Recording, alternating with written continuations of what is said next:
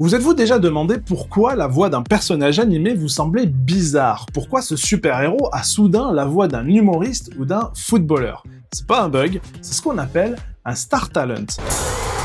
Salut, c'est Olivier Giroud, je suis la voix du bouffon vert dans le nouveau Spider-Man New Generation.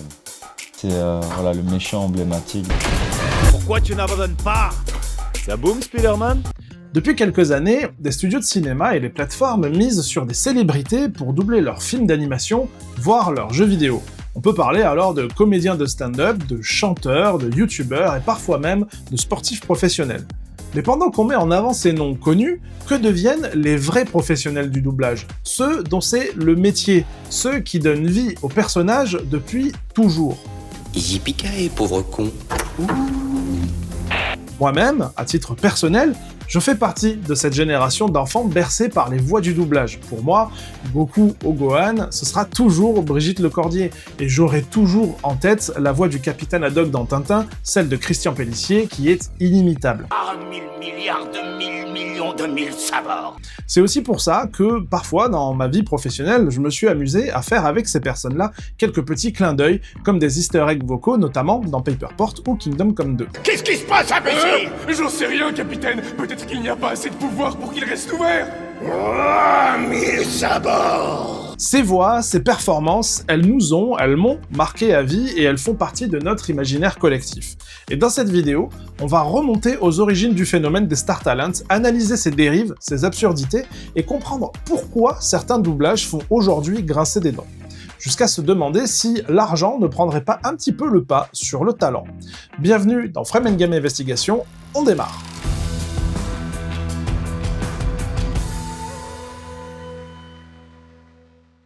Avant de parler des star talents, il va falloir qu'on parle de ceux qu'ils remplacent un petit peu trop souvent, les comédiens de doublage. Ceux qu'on n'entend pas dans les interviews télé, ceux dont vous reconnaissez la voix, mais rarement le visage ou le nom.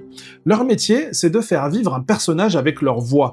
Pas juste de lire un texte, il faut incarner, comprendre l'intention, coller aux lèvres, à la respiration, au rythme, et parfois, tout ça en une seule prise. C'est un métier ultra technique, ultra précis et ultra invisible. En France, on a une tradition d'excellence dans ce domaine. Des légendes comme Richard Darbois, par exemple.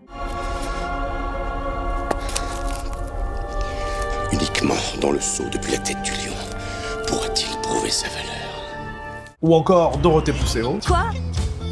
Oui, allô, quoi? Je dois tuer tout le monde et me casser? Désolé. Donald Renew. J'étais sûr que tu reviendrais. Ouais, merci de m'avoir remplacé au pied levé. J'ai jamais vu un garçon si courageux. Et Barbara Tissier. J'ai toujours rêvé d'avoir une fille qui s'appelle Félicia. Sont des personnes que vous entendez à longueur de journée, mais dont vous ne connaissez même pas l'existence. Ils sont partout, ils sont tout le temps, mais on les met jamais en avant.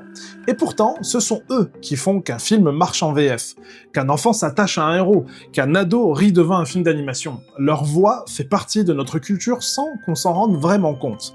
Pensez à un extrait du génie dans Aladdin version française avec Richard Darbois. Si Ali Baba a 40 voleurs, Scheherazade 1000 histoires de cœur. Toi maître, tu es encore bien plus fort car tu possèdes un truc qui vaut de l'or. On est tous d'accord pour dire qu'il s'agit d'une performance explosive, drôle, libre et assez inventive. Et voilà ce qu'un vrai comédien qui pratique le doublage peut apporter à un film. Mais depuis une dizaine d'années, cette expertise est régulièrement mise de côté au profit d'un autre argument, la célébrité. En fait, un star talent, c'est quoi? C'est assez simple. Ça peut être un chanteur, un humoriste, un influenceur, un sportif, voire même un comédien, mais qu'on ne prend pas pour ses compétences de doublage, mais plutôt pour son nom. On va capitaliser sur son nom pour faire vendre. Certaines de ces célébrités sont des comédiens de formation, certes, mais pas dans la majorité des cas. Ils ne sont pas préparés au doublage, qui est un exercice bien spécifique et très technique.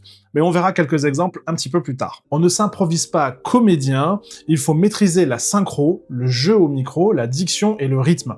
Et je vais faire ici une petite parenthèse, la plupart des gens appellent ces comédiens-là des doubleurs, ce qui est un mauvais terme. En fait, doubleur, ça signifie le studio qui va embaucher les comédiens pour faire le doublage. Un doubleur, c'est le studio.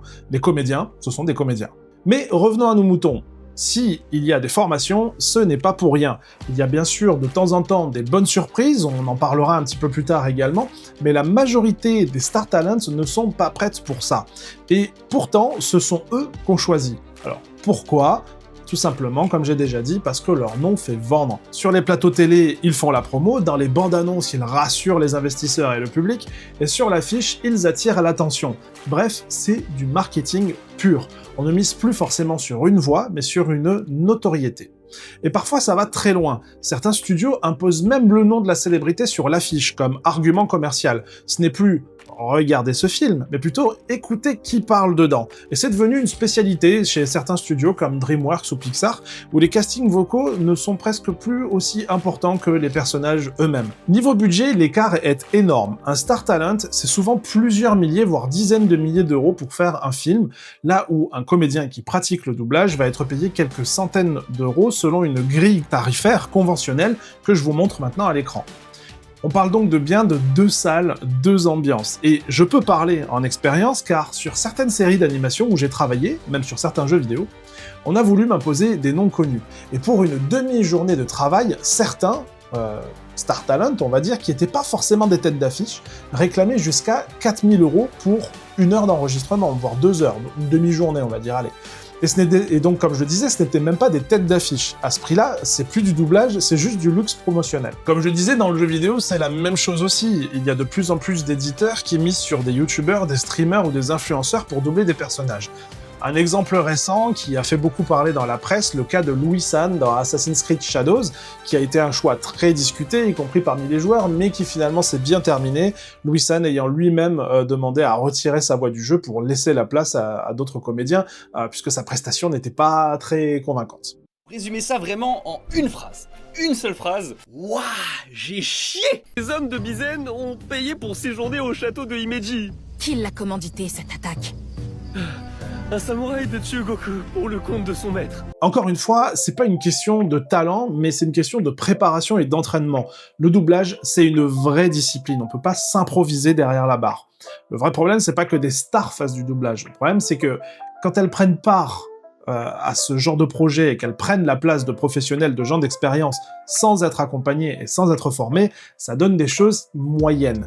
Et ça, le public commence vraiment à s'en rendre compte. Avec ce système, il y a un autre problème qui surgit, l'instabilité. Les studios misent sur une célébrité pour attirer l'attention, mais cette célébrité n'est pas toujours reconduite dans les suites ou les spin-offs. On retrouve parfois des voix qui changent, parfois sans raison apparente d'un épisode à l'autre. Et ça casse tout.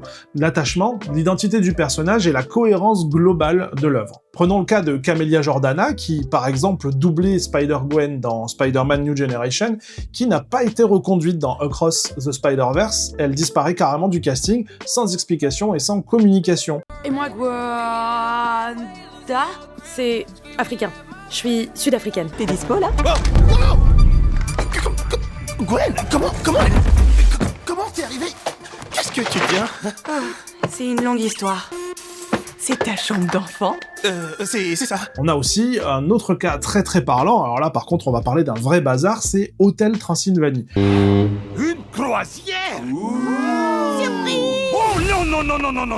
On retrouvait Alex Good, qui doublait Johnny dans les 2 premiers films, et Virginie Efira également dans les 2 premiers films qui doublaient le personnage de Mavis. Et bien en fait ces 2 personnes-là sont totalement absentes du casting lors du 3e et du 4e épisode. De même, Serge Falliu, qui est donc un comédien qui pratique le doublage, qui est reconnu, qui a une voix française régulière, notamment d'Adam Sandler, jouait Dracula dans le 1, mais dans le 2, il est remplacé par Cadmerade, avant de revenir dans le 3. Le résultat, c'est que c'est un vrai bazar pour les spectateurs, et le truc, c'est que Cadmerade, dans le 2, je sais pas si vous l'avez entendu, mais c'est pas vraiment ça. Souffre, souffre, crie ta peine, plein de sang gicle de ton abdomen. Oui, ça va être bien, mon petit Denis. Des choses qui font peur, ok? T'as ça dans la peau. Donc on se retrouve encore avec des projets où le talent et la performance ne sont pas vraiment au premier plan. Ce sont des choix financiers et contractuels qui dictent un petit peu les règles et non des choix artistiques. Si Alex Good et Virginie Efira ne sont pas dans l'épisode 3 et 4, c'est tout simplement pour des raisons de contrat. Et c'est tout. Allez, je vous donne un dernier exemple pour la route. On se retrouve également avec la voix de Squeezie dans l'adaptation animée de Ratchet & Clank. Squeezie joue le rôle de Ratchet. C'est un casting purement marketing et on va pas dire que la performance est 100% mauvaise, mais on sent bien que ce monsieur n'a pas été formé au doublage, ça marche pas toujours. Une fois qu'on a mis ce coup de projecteur marketing sur un film ou sur une saga, il se passe plus rien derrière, on n'a pas de suite, on n'a pas de continuité, on mise sur un nom connu, puis on passe totalement à autre chose. Et cette logique un peu court-termiste nuit à la cohérence vocale d'une œuvre, et même à la cohérence artistique d'une œuvre. Elle réduit les personnages à de simples supports professionnels, et au bout du compte, c'est le public qui va encore une fois trinquer. Alors on va revenir un petit peu plus en détail maintenant sur certains cas, car ce genre de décision, on en retrouve partout et pas seulement dans l'animation pour enfants. Il y a aussi le cas d'animation pour adultes ou certains films, par exemple, encore une fois Spider-Man Across the Spider-Verse, où cette fois-ci, Mathieu Kassovitz va remplacer Benjamin Penamaria pour jouer le personnage de Miguel O'Hara. Il faut savoir que Miguel O'Hara, dans l'animé, est doublé par Oscar Isaac, et c'est Benjamin Penamaria qui est normalement la voix récurrente d'Oscar Isaac. Pour une raison marketing, c'est Mathieu Kassovitz qui va se retrouver à le remplacer dans le deuxième épisode. Mon héros c'était Spider-Man et Iron Man. Je suis content parce que j'ai réussi à approcher Spider-Man sur celui-là. Mais ce qui est plutôt drôle là-dedans, si on peut trouver quelque chose de drôle au remplacement d'un comédien, c'est que Mathieu Kassovitz est plutôt connu pour avoir publiquement déclaré qu'il détestait des films de super-héros, ce qui est plutôt ironique dans ce cas-là.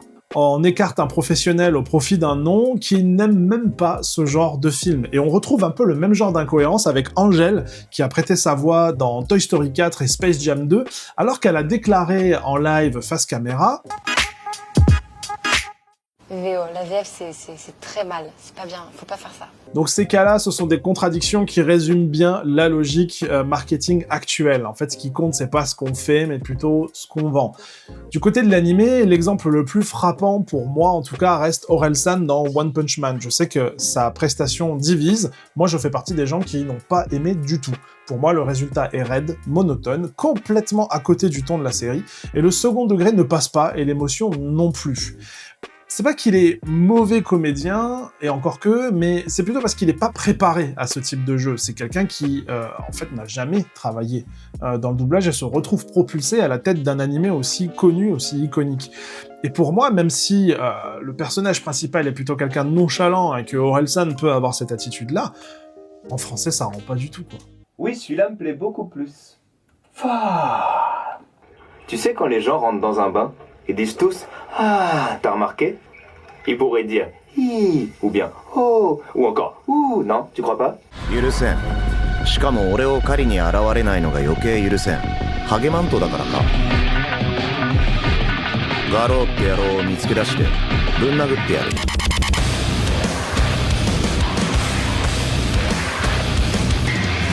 Et enfin, un dernier exemple, que dire de Koei dans Garfield?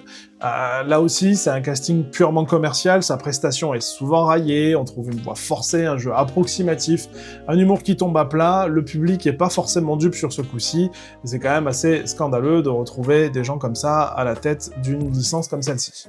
Ces exemples-là ne sont pas des exceptions, ils sont devenus le standard dans certains studios où la logique n'est plus qui peut bien incarner ce personnage, mais plutôt qui est-ce qui pourrait nous aider à faire parler du film avant sa sortie? S'il y a un film qui symbolise tout ce qu'on vient de dire, c'est bien Crypto et les super animaux. Je sais pas si vous connaissez ce film, mais moi j'ai eu l'occasion d'aller le voir au cinéma avec ma fille. La VF est un vrai cas d'école, ou plutôt de naufrage. On va prendre le cas de quelques personnages, notamment Muriel Robin, qui va doubler la méchante Lulu, qui semble complètement à côté de la plaque. Elle sous-joue, elle paraît mal dirigée et surtout très mal enregistrée, je vous laisse écouter. Je suis Lulu, et tu vas t'agenouiller devant moi, espèce de... Ok, on arrête, c'est bon, fini le chaos. Regardez qui est encore en vie. Dépêchons-nous de corriger ce petit oubli.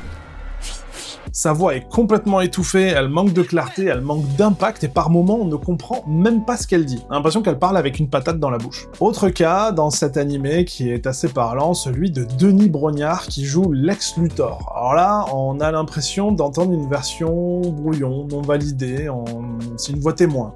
En fait, le truc c'est que je veux pas être méchant avec lui, mais il incarne pas un méchant. C'est juste une lecture plate et assez mécanique. Lex Luthor, c'est quand même un méchant iconique. iconique. Et là, ça devient un petit peu gênant d'avoir ce personnage joué de cette manière-là. Mais ce n'est rien à côté du top dans ce film, Soprano. S'il décide de m'épargner et que je porte toute ma vie la culpabilité du survivant. Hi-ha! Hey! Ouais, le hi-ha, il peut être plus content. Ouais? Ok. Ouais. Hi-ha! Il se passe des trucs de dingue dans ma tête. Ok, tu crains des guns, Chip. Vas-y, sors de ta tête! Le rappeur prête sa voix à un petit cobaye avec un faux accent du sud qui ne ressemble à rien.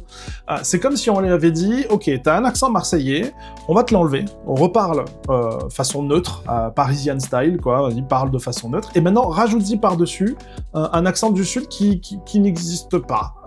Et c'est juste horrible. Tu es tarpin fort, regarde ta queue, elle est en feu maintenant. » À ce compte-là, si on prend une personne comme Soprano, donc qui a sa notoriété, mais aussi son accent du sud, son accent marseillais, on garde l'accent marseillais, on le garde tel quel, et on le surjoue pas comme il est surjoué. Qui parle comme ça dans le sud? Donc vous l'avez compris, le résultat c'est que c'est assez inécoutable, c'est une vraie caricature sans intention, sans naturel, bref, un naufrage. Alors évidemment, si on parle de VF loupé et mal reçu, on va parler de Sonic. Le film, pas la série, qui est doublé par Malik Bentala.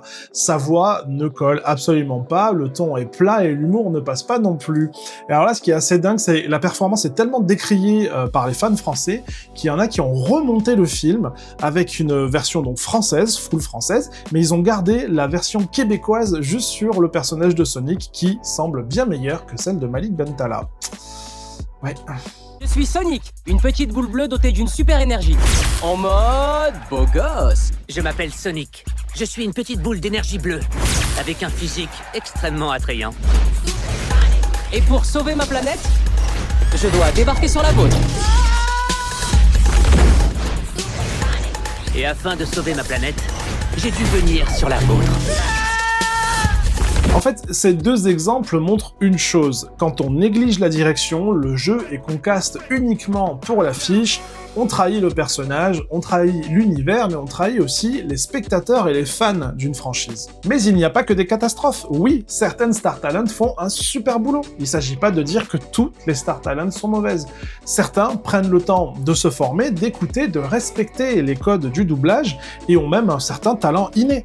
Et ça se sent. Prenons le cas de José Garcia, qui livre une prestation mémorable dans Mulan avec le personnage de Mushu. Mes pouvoirs dépassent ta mortelle imagination. Par exemple, mes yeux peuvent voir clair à travers ton armure. Oh, je veux ton nom. Et c'est Achou. Achou. Achou. Tes souhaits. Tu me fais rire. Mouchou. Mouchou? Non. Alors qu'est-ce que c'est? Ping Ping, c'est mon père quand c'est Ping. Mais également dans Madagascar où il incarne le personnage principal, Alex le lion, avec une énergie incroyable. Que les esprits des ancêtres vous apportent joie et santé.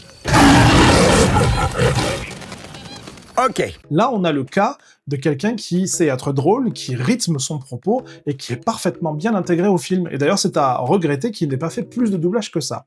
On a aussi le cas de Franck Dubosc dans Le Monde de Nemo, qui prête sa voix à Marin, donc le père de Nemo, qui est hyper crédible, qui est drôle quand il le faut. Il y a un vrai travail de comédien et c'est pas juste une célébrité en studio devant un micro. Qu'est-ce que vous racontez? Vous étiez en train de me montrer par où est parti le bateau? Un bateau? Oh, j'en ai vu un beau qui passait il y a pas une minute. Il est parti... par là. Il est parti par là. Suivez-moi. Attendez. Mais qu'est-ce qui se passe? Vous me l'avez déjà dit de quel côté il était parti ce bateau? On a aussi quelqu'un d'autre qui est très sous-estimé, je pense, dans le doublage et qui ferait bien d'en faire un petit peu plus, c'est Michael Youn.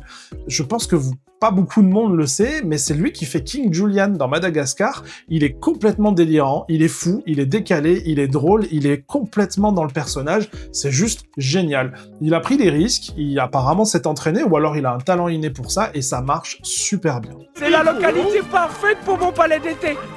Je te prie de combler tous ces trous et de mettre le petit peuple ailleurs. Oh, qui a laissé traîner une tête en parfait état? Quel gâchis. Oh, c'est vraiment pas de bol. Oh, dans le cas où moi, King Julian, c'est mon nom, je n'aurai que 2 petits jours à vivre, je ferai tout ce que dans mes rêves j'ai toujours rêvé de faire. Comme quoi? Je voudrais particulièrement faire le siffleur professionnel. On pourrait également citer un certain Pierre Ninet, qui aime beaucoup d'ailleurs se moquer du doublage, mais de façon assez touchante. J'ai une passion pour le mauvais doublage. Okay. Ça me passionne.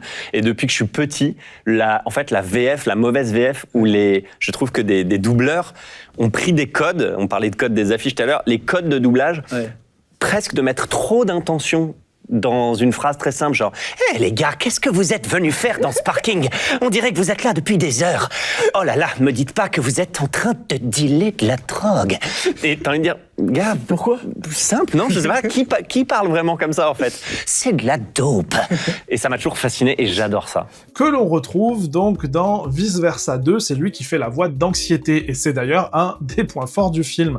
Il est assez drôle, subtil, il ne surjoue pas, et il prouve que quand un acteur de cinéma se met au service d'un personnage derrière un micro avec une vraie direction, il peut livrer une très belle performance. Voici des cas où la notoriété ne prend pas le pas sur le travail. Ce sont des exemples qui montrent qu'un star talent peut aussi être légitime, à condition d'être bien choisi, bien accompagné et bien dirigé. Ce qu'on dénonce depuis le début de cette vidéo, c'est pas qu'un non connu fasse du doublage, attention, c'est qu'il le fasse à la place de professionnels sans avoir les outils, sans être préparé et juste pour faire parler du film.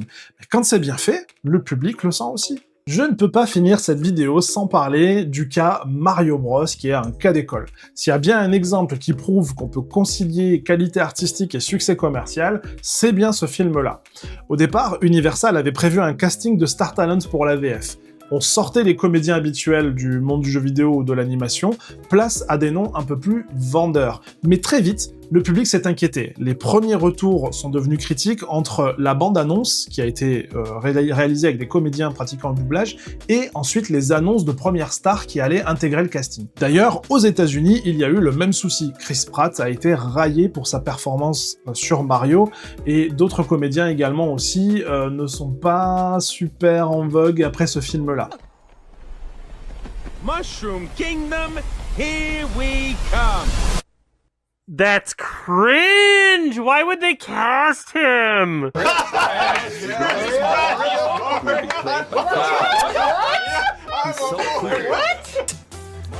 First, of course, is Mario, who will be played by Chris Pratt. No! That's so not... cool. What? Mario will be talking serious? a lot in the... First, of course, is Mario, who will be played by Chris Pratt. He's so cool. Bowser will be played by the one and only Jack Black. This is a Mario movie. Donkey Kong will also be making an appearance. He will be played by Seth Rogen. I'm eager for you to see humor. Globalement, la version française de Mario est reconnue dans le monde entier comme étant la meilleure version du film Mario au monde. And a first job complete. Et toc, fin du premier dépannage.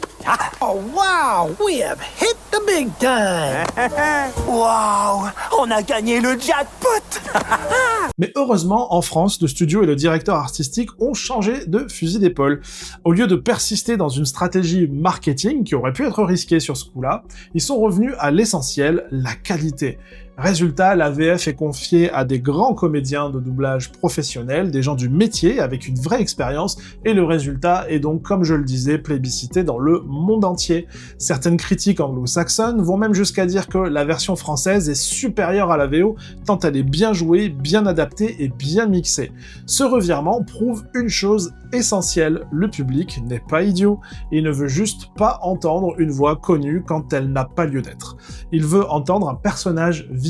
Quand on fait confiance aux professionnels du doublage, quand on investit dans la direction artistique, on peut livrer un produit plus fort, plus immersif et plus durable. Et Super Mario Bros montre qu'on peut faire un carton au box-office sans sacrifier l'exigence vocale. Alors oui, c'est mon petit cheval de bataille parce que je suis dans le métier, mais le doublage, ce n'est pas un bonus, ce n'est pas un détail de la prod ou de la post-prod. C'est un métier à part entière avec ses codes, ses techniques et ses exigences. Et c'est surtout un métier de l'ombre qui mérite bien plus de lumière, mais ce qui est quand même en train d'arriver en ce moment. Ce qu'on pointe dans cette enquête, c'est pas la présence de célébrités dans les castings, c'est leur présence au détriment de professionnels formés, sans direction adaptée, sans préparation et sans cohérence. Tout ça au nom du marketing, du buzz et de la promo. Mais le public change, le public écoute et le doublage n'a jamais été autant en vogue qu'actuellement. Et le public sait faire la différence entre une voix posée là pour vendre et une voix qui incarne, qui émeut et qui reste en tête. Heureusement, on a vu donc qu'il y a des contre-exemples, des films comme Super Mario Bros qui font le choix de la qualité et qui ont su intelligemment revenir en arrière pour remettre tout ça en ordre. Les Star Talent qui se forment, elles, et qui se laissent guider, respectent le médium. Et les productions qui prouvent qu'on peut allier stratégie et excellence, il y en a aussi, ça existe. Alors, la prochaine fois que vous entendrez une voix bizarre au cinéma, posez-vous cette question. Est-ce que je suis en train d'écouter un personnage ou est-ce que je suis en train d'écouter un Star Talent? Laissez vos avis dans les commentaires. Merci d'avoir regardé Frame & Game Investigation. À très vite pour une nouvelle enquête. Salut!